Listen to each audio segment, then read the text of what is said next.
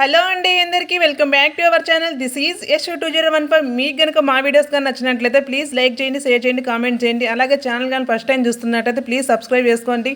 Video కానీ నచ్చినట్లయితే ఒక లైక్ ఇవ్వండి. మీరు ఇచ్చే ఒక లైక్ వల్ల నా వీడియో ఇంకొంతమందికి రీచ్ అవుతుంది. ఇప్పుడైతే మనం వీడియోలోకి వెళ్ళిపోతాం. నేనైతే ఇక్కడ ఆనియన్ పకోడా అయితే చేస్తున్నాను. ఎలా చేయాలో వీడియో లాస్ట్ వరకు అయితే చూడండి. చాలా సింపుల్గా 10 మినిట్స్ అయితే మనం ఇది ఈవినింగ్ స్నాక్స్ లాగా పిల్లలకైతే చేసి పెట్టుకోవచ్చు అనమాట. ఎలా చేయాలో ప్రాసెస్ అయితే చూపిస్తాను. వీడియో లాస్ట్ వరకు అయితే చూడండి. ముందుగా ఒక 4-5 ఆనియన్స్ తీసుకొనేసి ఇలా సన్నగా నేను చూపిస్తున్నా కదా, ఇలా పొడుగా సన్నగా అయితే కట్ చేసుకోవాలి ఆనియన్స్ని.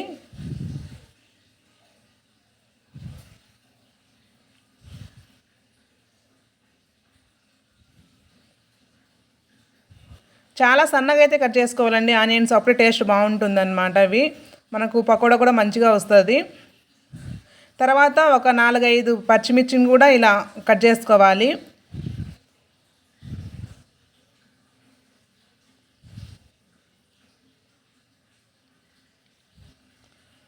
తర్వాత కొంచెం కొత్తిమీర మీ ఆప్షనల్ ఉంటే వేసుకోండి, లేదంటే లేదు, కానీ కొత్తిమీర ఉంటే బాగుంటుంది. కొత్తిమీర కూడా సన్నగా ఇలా తరుక్కోండి. తర్వాత ఇప్పుడైతే మనం పకోడా ఎలా చేయాలో చూపిస్తాను చూడండి. ముందు ఒక గిన్నె తీసుకునేసి అందులో 2 కప్పుల శనగపిండి తీసుకోండి. 2 కప్పుల శనగపిండికి 1/2 కప్పు బియ్యపిండి.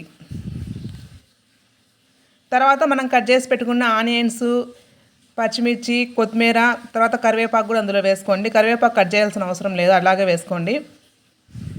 తర్వాత టేస్ట్ తగినంత సాల్టు, కొంచెం కారము, ఎందుకంటే మనం ఆల్రెడీ పచ్చిమిర్చి వేసుకున్నాం కదా, అందుకు కొంచెం అయితే కారం వేసుకోండి.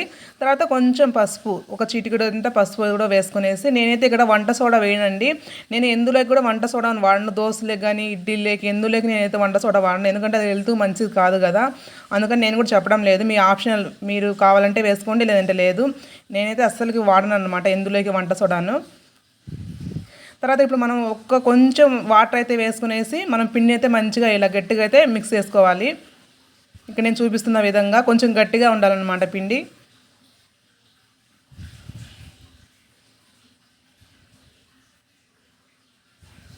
ఇలా పిండిని కలుపుకున్న తర్వాత మనం ఒక స్టవ్ పైన బాండీలు పెట్టుకొని అందులో ఆయిల్ అయితే వేసుకొనేసి, ఆయిల్ మంచిగా వేడెక్కిన తర్వాతే పకోడా అయితే వేయాలండి.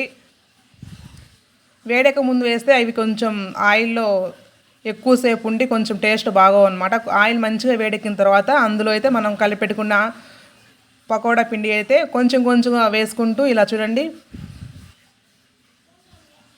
ఇలా కొంచెం కొంచెం వేసుకుంటూ తీసేయండి. మనకు ఎంతో కరకరలాడే ఆనియన్ పకోడా అయితే రెడీ అయిపోయింది. చాలా సింపుల్, దీనికి ప్రాసెస్ కూడా ఎక్కువ పని లేదన్నమాట.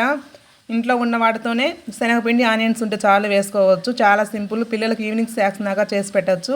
చాలా టేస్ట్గా ఉంటాయి, ఒకసారి ట్రై చేయండి. అలాగే వీడియో నచ్చినట్టయితే ఒక లైక్ ఇవ్వండి. మన ఛానల్ ఏమైనా కొత్తగా వస్తుందంటే ప్లీజ్ సబ్స్క్రైబ్ చేసుకోండి.